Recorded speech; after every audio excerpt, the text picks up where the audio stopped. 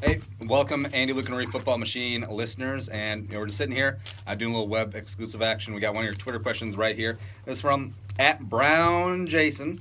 How should we define a possession receiver? And was Treadwell one in college? Question mark. It's kind of a general term, I think. Yeah. Possession receiver, kind of hard to define nowadays. I think anybody who is Anyone slow?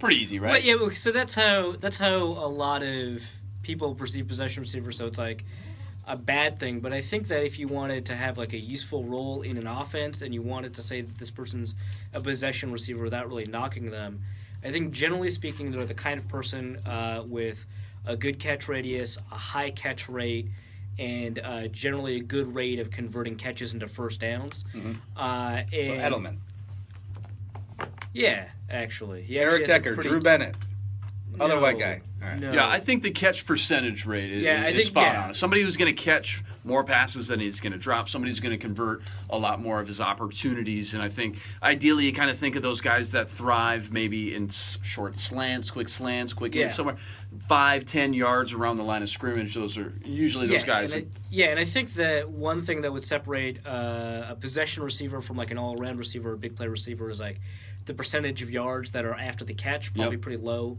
Mm-hmm. So like Brandon Marshall, a possession receiver, very good premier possession receiver. But one of those.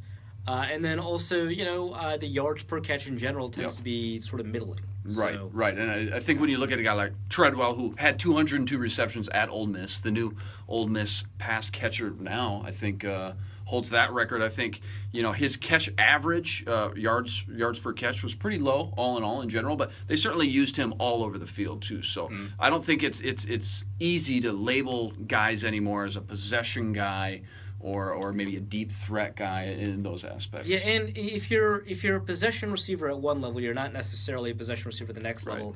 Jarius Wright was a possession receiver for Arkansas, clearly not that for the Vikings. In fact, a deep threat. It's kind of weird to see sort of that conversion from the slot. And Jarvis Landry was more of a big play guy at LSU than he is in Miami. So the roles don't necessarily convert from one to the other. The two best possession receivers of all time, Jerome Simpson and Sam Hurd. I get it.